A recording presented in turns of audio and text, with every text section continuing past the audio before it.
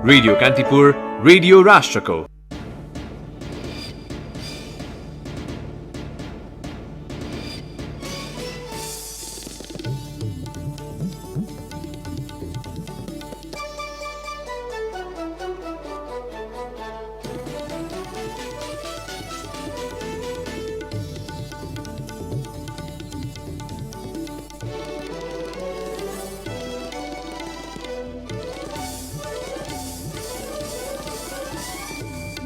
राष्ट्रपतिले अस्ति मंगलबार जारी गरेको संवैधानिक परिषद सम्बन्धी अध्यादेश फिर्ताबारे मन्त्री परिषद बैठकमा छलफल नै भएन। अध्यादेश फिर्ता लिने सहमति भएकाले छलफल आवश्यक नरहेको एक मन्त्रीको भनाई। G2G प्रणालीबाट 50,000 मेट्रिक टन युरिया मल आपूर्तिका लागि नेपाल र बंगलादेश बीच सम्झौता। उखु किसानको भुक्तानी एक साताभित्र गराउने व्यवस्था मिलाउन सरकारलाई संसदीय समितिको निर्देशन। संविधानले अपाङ्गता भएका व्यक्तिलाई विभिन्न सेवामा समान अधिकार सुनिश्चित गरे पनि कार्यान्वयन भने फितलो। सरकारको अनुगमन प्रभावकारी नहुँदा मर्कामा परेको दृष्टिविहीनहरूको गुनासो। किसान आन्दोलन सम्बन्धी मुद्दाको सुनवाई नभएसम्म कृषि कानून लागू नगर्न केन्द्र सरकारलाई भारतको सर्वोच्च अदालतको अन्तरिम आदेश। सर्वोच्चको आदेश मान्न नसकिने सरकारको जवाफ। र राष्ट्रिय क्रिकेट टोलीको मुख्य प्रशिक्षकमा अस्ट्रेलियाका डेभ वाट्समोर नियुक्त। कोरोना महामारीका कारण अस्ट्रेलियन ओपन टेनिस 3 साता पछि सर्यो। नमस्कार, कान्तिपुर डायरीका साथमा सूरज र इन्द्रलक्ष्मी। समाचार अब विस्तारमा। राष्ट्रपतिले अस्ति मंगलबार जारी गरेको संवैधानिक परिषद सम्बन्धी अध्यादेश फिर्ताबारे मन्त्री परिषद बैठक मौन बसेको छ। मंगलबार बिहान बसेको संवैधानिक परिषद बैठकमा गणपूरक संख्या नपुगेपछि प्रधानमन्त्री केपी शर्मा ओलीले दिउँसो अध्यादेशबाट कार्य सञ्चालन विधि संशोधन गर्दै साँझ बैठक बसाउनु भएको थियो। सोही अध्यादेशलाई टेकेर प्रधानमन्त्रीले आजका लागि परिषद बैठक बोलाउनु भएको थियो, तर सो बैठक स्थगित भयो। नेकपा स्थायी कमिटी बैठकमा हिजो सो अध्यादेशको विरोध भएपछि प्रधानमन्त्री ओलीले फिर्ता लिने आश्वासन दिनुभएको थियो। यद्यपि प्रधानमन्त्री ओलीले अध्यादेश फिर्ताबारे आज साँझ बसेको मन्त्री परिषद बैठकमा केही जानकारी नगराउनु भएको एक मन्त्रीले जानकारी दिए। शहरी विकास मन्त्री कृष्ण गोपाल श्रेष्ठले भने प्रधानमन्त्री स्थायी कमिटी बैठक नै अध्यादेश फिर्ता लिने भनिसकेकाले मन्त्री परिषदमा छलफल नभएको बताउनुभयो। अर्का एक मन्त्रीका अनुसार मन्त्री परिषदमा छलफल नगरी निर्णयमा अध्यादेश फिर्ताको विषय पर्न सक्ने बताए। प्रधानमन्त्रीले मुख्य सचिवलाई मन्त्री परिषदमा निर्णयमा अध्यादेश खारेजीको निर्णय भएको माइन्युट गराउने सम्भावना रहेको ती मन्त्रीको भनाइ छ। आजको बैठक मन्त्रालयगत एजेन्डामा केन्द्रित रहेको ती मन्त्रीले बताए।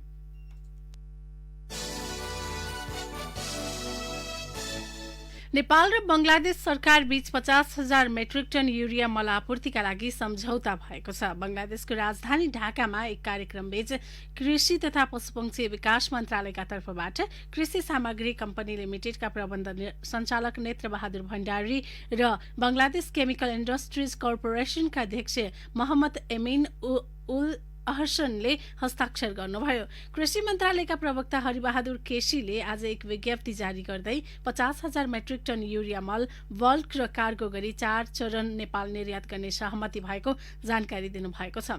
सो सम्झौता भएको 3 महिनाभित्र नेपालमा मल निर्यात गर्ने सहमति पत्रमा उल्लेख छ। युरिया मलको अन्तर्राष्ट्रिय फर्मुला मूल्य अनुसार प्रति मेट्रिक टन अमेरिकी डलर 259.195 मा सम्झौता भएको प्रवक्ता केसीले जानकारी दिनुभयो। सो मूल्य नेपालले अनुदानमा प्रदान गर्ने युरिया मलको पछिल्लो अन्तर्राष्ट्रिय बोलपत्रको मूल्यभन्दा प्रति मेट्रिक टन अमेरिकी डलर 18.52 ले कम हो। कृषि सामग्री कम्पनी लिमिटेडले एलसी खोलेको 10 दिनपछि मल लोडिङ सुरु हुने सम्झौतामा उल्लेख छ।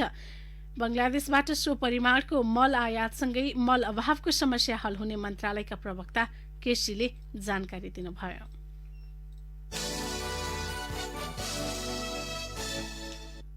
संघीय संसदको उद्योग वाणिज्य र श्रम तथा उपभोक्ता हित समितिले उखु किसानको भुक्तानी 7 दिनभित्र गराउने व्यवस्था मिलाउन सरकारलाई निर्देशन दिएको छ। सिंहदरबारमा आज बसेको समिति बैठकले 7 दिनभित्रमा उखु किसानको सबै भुक्तानी गराउने व्यवस्था गर्न उद्योग वाणिज्य तथा आपूर्ति मन्त्रालयलाई निर्देशन दिएको हो।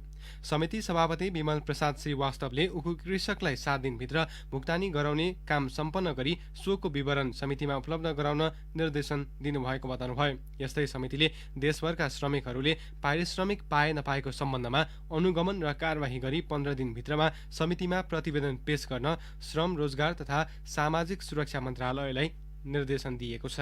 उद्योग वाणिज्य तथा आपूर्ति मन्त्री लेखराज भट्टले उखु किसानको भुक्तानी नदिने उद्योगीलाई कारबाही नगर्न नेताहरूबाट दबाव आइरहेको बताउनु भएको छ। समितिको बैठकमा मन्त्री भट्टले सामाजिक सञ्जालमा किसानको बक्यौता भुक्तानी गरी न्याय दिनुपर्छ भनेर लेख्ने नेता नै उद्योगीलाई पक्राउ नगर्न भन्दै आफूलाई फोन गरिरहेको जिकिर गर्नुभयो। नेताहरूको द्वैध चरित्र देखाउने प्रवृत्तिले समस्या भएको उहाँको भनाइ थियो। उद्योगीहरू जो भए पनि मन्त्रालयले कारबाहीका लागि कानूनी प्रक्रिया अगाडि बढाएको मन्त्री भट्टले जानकारी दिनुभयो। उद्योगीको संरक्षण र विकास गर्ने काम उद्योग मन्त्रालय अन्तर्गत पर्ने, तर कुनै उद्योगीले अन्याय गर्छ भने त्यसलाई छोड्न नमिल्ने पनि मन्त्री भट्टको भनाइ थियो। उद्योग मन्त्रालयसँग ऐन नहुँदा गलत गर्नेलाई कानूनी दायरामा ल्याउन कठिन भएको पनि मन्त्री भट्टको भनाइ थियो।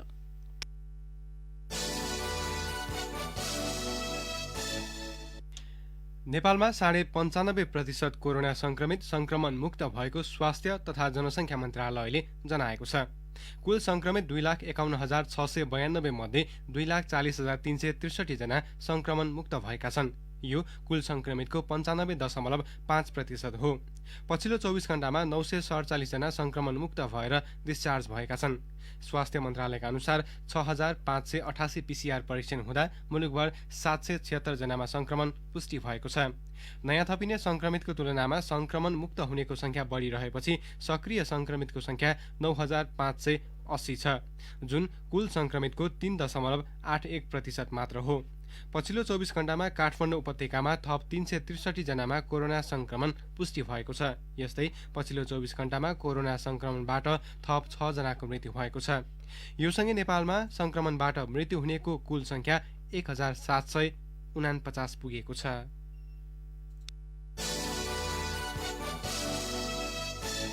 स्वास्थ्य सामग्री खरिदमा अनियमितताबारे छानबिन गरिरहेको प्रतिनिधि सभा अन्तर्गतको सार्वजनिक लेखा समितिले स्वास्थ्य मन्त्री भानुभक्त ढकाललाई छलफलका लागि बोलाएको छ। खरिद प्रक्रियामा व्यापक अनियमितता भएको चर्चापछि समितिले भोलि दिउँसो 1 बजे मन्त्री ढकालसँग जानकारी लिने भएको हो। लामो समयदेखि लेखा समितिमा आउन नमानेका मन्त्री ढकालले बल्ल तल्ल समय दिएको समिति सभापति भरत शाहले बताउनुभयो।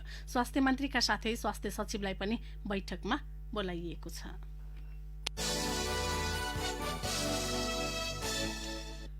अब कान्तिपुर सविस्तार। कान्तिपुर सविस्तार। संविधानले अपाङ्गता भएका व्यक्तिलाई विभिन्न सेवामा समान अधिकार सुनिश्चित गरे पनि कार्यान्वयन भने हुन सकेको छैन। वित्तीय क्षेत्रमा सबैको पहुँचका लागि सरकारले अभियान नै चलाए पनि दृष्टिविहीनहरूलाई एटीएमको प्रयोगबाट वञ्चित गरिनु दुर्भाग्य छ। ब्याङ्करहरूले भने नेपालमा दृष्टिविहीन मैत्री एटीएम नभएको र बाँकीलाई जस्तै समान सेवा दिँदा सुरक्षित नहुने तर्क गर्छन्। संचारकर्मी वासुदेव अधिकारी दृष्टिविहीन भए पनि अरूले जस्तै मोबाइल ब्याङ्किङ लगायतका सेवा लिइरहेका छन्। दृष्टिविहीन भएकै कारण ब्याङ्कमा खाता खोल्दा हस्ताक्षर गर्न नपाएको र औँठा छाप लगाएर मात्र एटीएम कार्डको प्रयोग गर्न नपाइने हुँदा आफूले पाउने अधिकारबाट वञ्चित भएको उनको गुनासो छ। उहाँहरूले चलाउन सक्नुहुन्न अथवा नम्बर थिच्दाखेरि अरूले चाहिँ खोजिदिन सक्छ अथवा त्यहाँ हुँदैन भन्ने कुराहरू पनि भइरहेको हुन्छ। तर हामी मोबाइल ब्याङ्किङहरू आफैले राम्रोसँग सञ्चालन गरिरहेका हुन्छौँ, अन्य कामहरू चाहिँ अरूद्वारा गरिरहेका हुन्छौँ, तर पनि यो विश्वास नगरिरहेको परिपाटी चाहिँ हुन्छ। किनभने आफ्नो सुरक्षाहरू आफ्नो हक हितको लागि त हामी आफै सबै कुराहरू गर्न सकिरहेका हुन्छौँ। अनि आफ्नो मोबाइलमा मेसेज आउँदा त त्यो त आफै मात्रै हेर्न मिल्छ, आफै मात्र गर्न सक्छ। यो त आफ्नो नैसर्गिक अधिकारभित्र पर्छ। नेपाल नेत्रहीन संघका अनुसार मुलुकभर करिब 4 लाखको हाराहारीमा दृष्टिविहीन रहे पनि सीमित केही व्यक्तिहरूले मात्र एटीएम कार्डको प्रयोग गर्न पाएका छन्। तीमध्ये एक हुन् नेत्रहीन संघका कोषाध्यक्ष सुशील अधिकारी। फिंगरप्रिन्ट प्रयोग गर्ने भनेपछि हामीलाई चाहिँ अरू निसाक्षरको चाहिँ दर्जामा राखिदिनुहुन्छ। हामीले एटिएम चलायौँ भनेदेखि चाहिँ हामीले अरूलाई चेक लेखाइरहनु पनि पर्दैन र त्यसपछि आफ्नो कारोबार हामी आफैले गर्न सकिन्छ। यसले गर्दाखेरि चाहिँ हाम्रो झनै गोपनीयताको हक अझै सुरक्षित हुन्छ। मैले चाहिँ ब्याङ्कहरूले एटिएम फिङ्गरप्रिन्टलाई चाहिँ दिन मानेको थिएन। म चाहिँ पुनः दृष्टिबिन हो, तर पनि मैले चाहिँ आफ्नो सिग्नेचर गराएर नै लिएको। नेपालको संविधानको धारा 18ले समानताको हक सुरक्षित गरेको छ। नेपालले हस्ताक्षर गरेका अपाङ्गता भएका व्यक्तिको अधिकार सम्बन्धी संयुक्त राष्ट्र संघीय महासन्धिले पनि सबै संरचना अपाङ्गता भएका व्यक्तिको पहुँचयुक्त हुनुपर्ने बताउँछ। त्यस्तै अपाङ्गता भएका व्यक्तिहरूको अधिकार सम्बन्धी ऐन 2074ले पनि सबै सेवा र संरचना सबै प्रकारका अपाङ्गता भएका व्यक्तिहरूका लागि पहुँचयुक्त हुनुपर्छ भनेको छ। तर संविधान, महासन्धि र ऐन नियमावली विपरीत दृष्टिविहीनहरूले विभिन्न बैंक तथा वित्तीय संस्थाहरूमा विभेदपूर्ण व्यवहार भोगिरहेका छन्। अपाङ्ग भएकै कारण गरिने भेदभाव कसुर भएको अधिवक्ता सबिन श्रेष्ठको जिकिर छ। संविधानको व्यवस्था छ, जुन कानुनको व्यवस्था छ, त्यो अनुसार एटिएम कार्डहरू दृष्टिविहीन व्यक्तिहरूलाई दिइरहेको छैन। त्यो चाहिँ उपयुक्त छैन।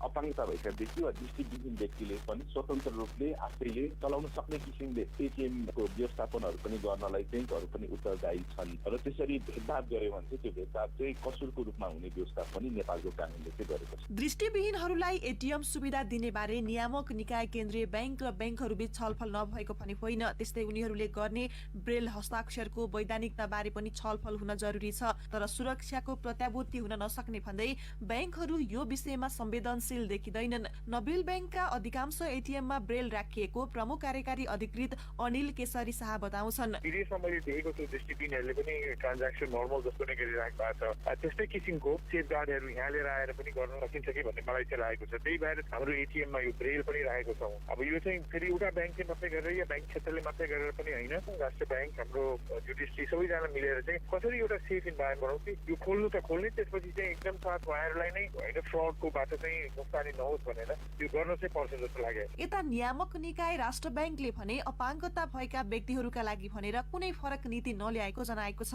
दृष्टिविहीन मैत्री प्रविधिमा जोड दिन ब्याङ्क तथा वित्तीय संस्थालाई आग्रह गरिरहेको बताउँछन् राष्ट्र ब्याङ्कका सहप्रवक्ता नारायण प्रसाद पोखरेल। नयाँ एटिएम मेसिनहरू खरिद गर्दाखेरि दृष्टिविहीनहरूलाई सहयोग पुर्याउने, उहाँहरूलाई पुरै गाइड गर्न सक्ने खालका मेसिन खरिद गर्नुहोस् भन्न सक्ने लाइनबाट पनि मैले यहाँहरूलाई सेयर गर्न चाहे। अहिले पछिल्लो समयमा डिजिटल सिग्नेचर तयार गर्न सकिने जो चाहिँ दृष्टिविहीनहरूलाई पनि सहयोगी भन्ने हामीले जानकारीमा पाएका छौँ। नवीनतम प्रविधिले दृष्टिविहीनहरूलाई ब्याङ्किङ सेवा सुविधा उपभोग गर्नलाई सहज तुल्याउँछ भन्ने मेरो विश्वास छ। विज्ञान र प्रविधिले फड्को मारेको अहिलेको समयमा निश्चित कुनै अपाङ्गता भएकै कारणले पाउनुपर्ने सेवाबाट वञ्चित हुनु निश्चय पनि दुःखद कुरा हो। अपाङ्गता अनुकूलको प्रविधि प्रयोगमा ब्याङ्क तथा वित्तीय संस्थाहरूले सोच्न जरुरी भइसकेको छ, किनभने आर्थिक अधिकार उपभोग बिना नागरिकका अन्य अधिकार फिका हुन्छन्। रेडियो कान्तिपुरका लागि केशु लामिछाने। कान्तिपुर सविस्तार। कान्तिपुर र्यालीमा अब ब्रेकको पालो। ब्रेकपछि अब बाँकी प्रसङ्ग। दुर्लभ वन्यजन्तुको अखेटो पहाड जलाएर नष्ट गरेको 3.5 वर्ष नबित्दै चितवन राष्ट्रिय निकुञ्ज कार्यालयमा फेरि थुप्रिन थालेको छ। गैंडाको खाग र खुर, बाघको छाला र दारा, कस्तुरीको बिना, भालुको पित्त, चिरुको रौँ, हात्तीको दारा लगायत अखेटो पहाड थुप्रिँदै गएका कारण संरक्षण गर्न समस्या भएको निकुञ्ज कार्यालयले जनाएको छ।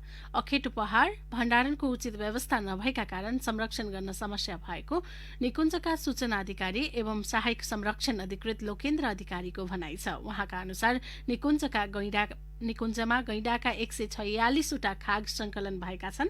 यस्तै खुर 1204 वटा छन्। बाघको छाला 12 वटा, हड्डी 95 केजी, चितवनको छाला 83 थान, रेड पाण्डाको छाला 38 थान, चिरुको रौँ 75 बोरा र सालकको खपटा 239 केजी थुप्रिएको छ। वन्यजन्तुका 22 प्रकारका अखेटो पहाड निकुञ्जमा संकलन भएका छन्। मुलुकका जुनसुकै निकुञ्ज क्षेत्रमा अखेटो पहाड संकलन भए पनि ती सबै भण्डारणका लागि चितवन राष्ट्रिय निकुञ्जको कसरा स्थित मुख्यालयमा ल्याउने नियम छ। निकुञ्जले अखेटो पहाड 2075 जेठमा जलाएको थियो, त्यस यता पनि अखेटो पहाड थुप्रिएको हो।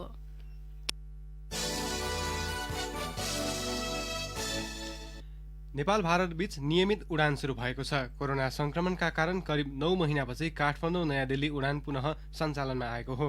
नेपाल वायु सेवा निगमको न्यारो बडी A320 जहाज काठमाडौँबाट 140 जना यात्रु लिएर बिहान दिल्ली उडेको थियो। त्रिभुवन अन्तर्राष्ट्रिय विमानस्थलका अनुसार आजै साँझ सो जहाज काठमाडौँ फर्किएको छ।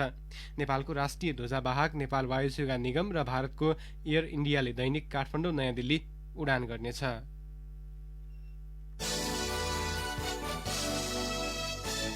काठमाडौँ उपत्यकाका 3वटै जिल्ला प्रशासन कार्यालयले भोलिबाट लागू हुने गरी सवारी साधनमा लगाइएको जोर बिजोर प्रावधान हटाएका छन्। 3वटै जिल्लाको कोभिड संकट व्यवस्थापन केन्द्र DCCMC को संयुक्त बैठकले निजी तथा सार्वजनिक सवारीमा लगाइएको जोर बिजोर प्रावधान भोलिबाटै लागू हुने गरी हटाउने निर्णय गरेको हो। काठमाडौँका सहायक प्रमुख जिल्ला अधिकारी जीवन दुलालले असोज 1 गतेबाट लगाइएको जोर बिजोर प्रणालीलाई अर्को व्यवस्था नभएसम्मका लागि हटाइएको जानकारी दिनुभयो।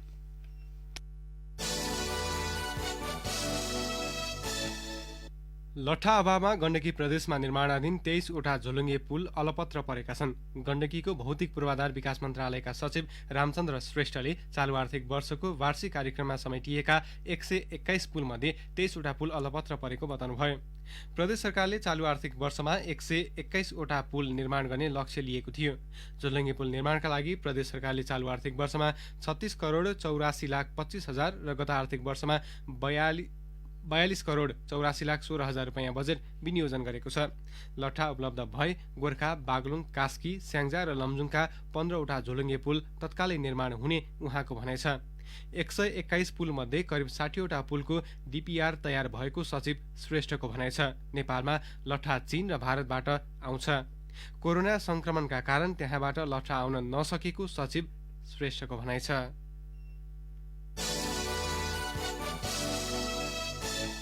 अब केही समाचार संक्षेपमा। कंग्रेस संसदीय दल कार्य समितिको बैठक भोलि बस्ने भएको छ। काठमाडौँको नयाँ बानेश्वर स्थित लोत्से हलमा बैठक भोलि बिहान 10:30 बजेका लागि बोलाइएको कंग्रेसले जनाएको छ।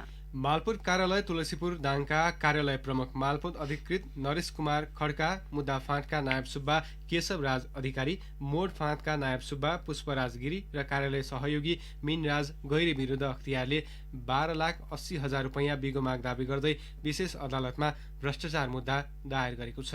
संघीय राजधानीको सुरक्षा कमाण्ड आजबाट प्रहरी अतिरिक्त महानिरीक्षक AIG हरिबहादुर पालले सम्हाल्नु भएको छ। गत मङ्सिर 25 गते सरकारले कार्य एवं अपराध अनुसन्धान विभागमा कार्यरत AIG पाललाई महानगरीय प्रहरी कार्यालय रानीपोखरीमा सरुवा गरेको थियो। लागु औषध ब्राउन सुगर मुद्दामा अदालतबाट दोषी ठहर भएका काठमाडौँका 61 वर्षीय कृष्ण भक्त श्रेष्ठलाई 14 वर्षपछि प्रहरीले पक्राउ गरेको छ। र त्रिभुवन विश्वविद्यालयका आंशिक प्राध्यापकहरूले आज काठमाडौँको कीर्तिपुर स्थित उपकुलपतिको कार्यालयमा बिहान 10 बजेदेखि अपराह्न 4 बजेसम्म धरना दिएका छन्। कान्तिपुर डायरीमा अब ब्रेकको पालो। कान्तिपुर डायरीमा आर्थिक समाचार। सरकारले पहिलो पटक राष्ट्रिय जलस्रोत नीति 2077 सार्वजनिक गरेको छ। ऊर्जा, जलस्रोत तथा सिंचाई मन्त्री वर्षमान पुनले आज सिंहदरबारमा आयोजित एक कार्यक्रममा नीति सार्वजनिक गर्नुभएको हो। मन्त्री पुनले जलस्रोतको उपयोगसँग सम्बन्धित खानेपानी, सिंचाई, विद्युत, जल उत्पन्न विवाद व्यवस्थापनका फरक फरक नीतिलाई समेटेर पहिलो पटक एकीकृत नीति सार्वजनिक गरिएको बताउनुभयो। सर्वसहमतिमा ल्याइएको नीतिले संघीयता अनुसार संघ, प्रदेश, अन्तर प्रदेश तथा स्थानीय तहबीच पानीको स्रोत बाँडफाँडमा देखिन सक्ने सम्भाव्य विवादको बाटो समेत बन्द हुने उहाँको भनाइ थियो। प्राकृतिक सम्पदाको सदुपयोग र भविष्यमा कसरी पुस्तान्तरण लगायतका कुरालाई राष्ट्रिय जलस्रोत नीतिले अवलम्बन गरेको मन्त्रालयले जनाएको छ। 7 उद्देश्य र 11वटा रणनीति समेटिएको 20 पृष्ठ लामो नीतिले जलस्रोतको बहुआयामिक तथा दिगो विकास र बहुउपयोगबाट आर्थिक समृद्धि र सामाजिक रूपान्तरणको उद्देश्य राखिएको छ। धनकुटामा रहेको राष्ट्रिय सुन्तला जात अनुसन्धान कार्यक्रमले अमिला जातका फलफूलमा लाग्ने ग्रेनिङ रोग नियन्त्रणका लागि रोगी बिरुवाको PCR परीक्षण गर्ने भएको छ। सिट्रस सिला नामको किराले सार्ने टी ल्याम्प भाइरसको संक्रमणबाट अमिला जातका फलफूल खेतीमा सिधै गएपछि कार्यक्रमले भाइरसको प्रकार, क्षमता, संक्रमणको तह र अवस्था लगायत यकिन गर्न PCR परीक्षण गर्न लागेको हो। यसका लागि कार्यक्रमले बेल्जियमबाट PCR मेसिन खरिद गरेको छ। सो मेसिनबाट एक पटकमा 95वटा नमूना परीक्षण गर्न सकिनेछ।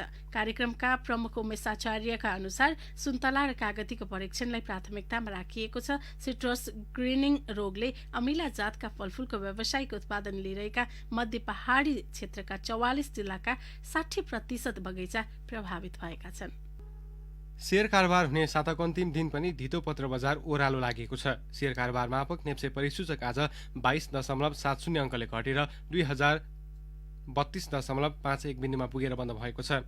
नेप्सेमा आज कारोबार भएका लघुवित्त बाहेक बाँकी सबै कम्पनी समूहको विसूचक ओह्रालो लाग्दा समग्र बजार नै प्रभावित बन्यो।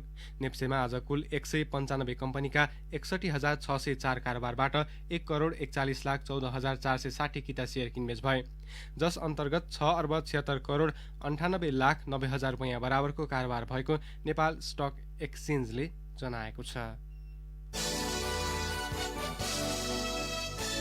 अब अन्तर्राष्ट्रिय प्रसंग। भारतको सर्वोच्च अदालतले किसान आन्दोलन सम्बन्धी मुद्दाको सुनवाई नभएसम्म कृषि कानून लागू नगर्न केन्द्र सरकारलाई अन्तरिम आदेश दिएको छ। सर्वोच्चका प्रधान न्यायाधीशले केन्द्र सरकारलाई अस्थायी रूपमा विवादित कृषि कानूनहरू कार्यान्वयन नगर्न आदेश दिनुभएको बीबीसीले उल्लेख गरेको छ। सर्वोच्चले तत्काल किसानका पक्षबाट अदालतमा सुनवाई गर्ने कोही नभएको र थप जाँचबुझ गर्नुपर्ने भन्दै केन्द्र सरकारलाई कानूनका बारेमा विचार गर्न भनेको हो। प्रतिउत्तरमा भारत सरकारले सर्वोच्चको आदेश मान्न नसकिने जिकिर गरेको छ। यसैबीच शान्तिपूर्ण आन्दोलन जनताको अधिकार भएको बताउँदै अदालतले किसानहरूको आन्दोलनमा हस्तक्षेप गर्ने गरी कुनै आदेश दिन नमिल्ने ठहर गरेको छ।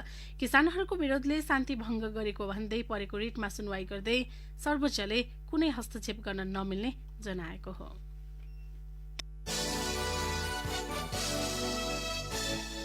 शक्तिशाली हिमआँधीका कारण अमेरिकाको उत्तरी क्षेत्रमा जनजीवन नराम्ररी प्रभावित भएको छ। 14वटा राज्यका 6 करोड मानिस प्रभावित हुन सक्ने भन्दै सचेत रहन राष्ट्रिय मौसम सेवा NWSले आग्रह गरेको छ। न्युयोर्क र पेन्सिल्भेनियामा 2 फिटसम्म हिउँ जम्न सक्ने त्यहाँका अधिकारीहरूलाई उद्धृत गर्दै बीबीसीले जनाएको छ। हिमआँधीले प्रमुख मार्गहरू अवरुद्ध भएका छन्। हिमआँधीका कारण सवारी दुर्घटना बढेको छ। पेन्सिल्भेनियामा मात्रै भएका दर्जन बढी दुर्घटनामा 2 जनाको ज्यान गएको छ। NWSले सबैभन्दा बढी प्रभावित हुन सक्ने स्थानमा विद्युत सञ्चार लगायतका अत्यावश्यक सेवा सुविधा समेत कटौती हुन सक्ने उल्लेख गरेको छ।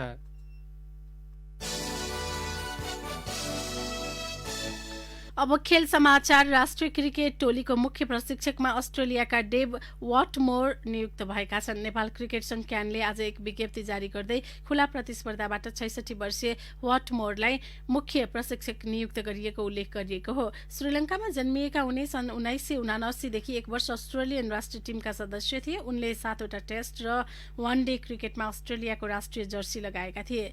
वाटमोरको प्रशिक्षणमा श्रीलङ्काले 1996 को विश्वकप जितेको थियो। पछिल्लो समय सन् 2014 देखि 2 वर्ष जिम्बाब्वेको राष्ट्रिय टिम सम्हालेका थिए। उनी बंगलादेश र पाकिस्तान जस्ता क्रिकेटका हस्ती राष्ट्रका राष्ट्रिय टिमको प्रशिक्षक समेत रहिसकेका छन्। सन् 1989 मा उनले क्रिकेट खेलाडीका रूपमा सन्यास लिँदै प्रशिक्षकका रूपमा करियर सुरुवात गरेका थिए। मुख्य प्रशिक्षकको दौडमा वाटमोर सहित भारतका चेतन शर्मा, श्रीलङ्काका पुबुदु दासानायके, दक्षिण अफ्रिकाका लान्स क्लोसनर र नेपालका शेरबहादुर सुनिल लामा लगायत थिए। क्यानले राष्ट्रिय टिमका पूर्व कप्तान विनोद दासलाई क्रिकेट म्यानेजरमा नियुक्त गरेको छ। यस्तै रौनक बहादुर मल्ललाई संघको महाप्रबन्धक र रमेश कुमार नेउपानेलाई प्रमुख लेखा अधिकृतका रूपमा नियुक्त गरेको जनाएको छ। मुख्य प्रशिक्षक नियुक्ति गरे लगतै राष्ट्रिय टिमले गति लिने अपेक्षा क्यानको छ। विश्वकप क्रिकेट लिग 2 को नयाँ तालिका सार्वजनिक भइसकेको छ भने राष्ट्रिय क्रिकेट टिम बन्द प्रशिक्षणमा छ।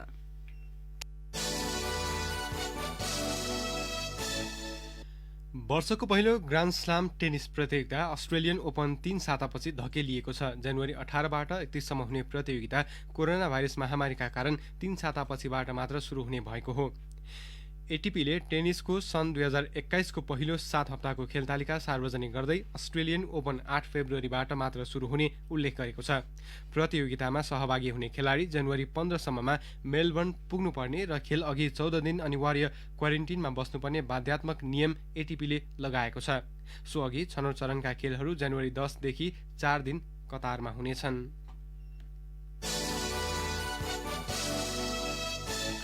अस्ट्रेलिया विरुद्धको पहिलो टेस्ट क्रिकेटको पहिलो इनिङ्सको पहिलो दिन इन्डियाले 6 विकेटको क्षतिमा 233 रन बनाएको छ। एडिलेडमा टस जितेर पहिला ब्याटिङ थालेको इन्डिया सुरुवातबाट धर्मराए पनि क्याप्टेन विराट कोहली, अजिङ्क्य रहाणे र चेतेश्वर पुजाराले इनिङ्स सम्हालेका थिए। कोहली 74, पुजारा 43 र रहाणे 42 रनमा आउट भए। वृद्धिमान शाह र रविचन्द्रन अश्विन नट आउट छन्। मिचेल स्टार्सले 2 तथा नाथन लियोन, जस हाजलोड र प्याट क्युमेन्सले 1-1 विकेट लिएका थिए। यसैबीच पाकिस्तानका फास्ट बलर मोहम्मद आमिरले अन्तर्राष्ट्रिय क्रिकेटबाट सन्यासको घोषणा गरेका छन्। पछिल्लो समय पाकिस्तानी क्रिकेट बोर्डको रोजाइमा पर्न छाडेपछि 28 वर्षीय आमिरले राष्ट्रिय जर्सी त्यागेका हुन्। हवस् त यिनै प्रसङ्गसँगै कान्तिपुर डायरीका आजका हाम्रा सम्पूर्ण बुलेटिन यही सकिएका छन्। भोलि बिहान 6:30 बजे हाम्रा नियमित बुलेटिनका साथमा उपस्थित हुनेछौँ। तबसम्मलाई सुरज र इन्द्रलक्ष्मी विदा हुन्छौँ। नमस्कार, शुभरात्रि।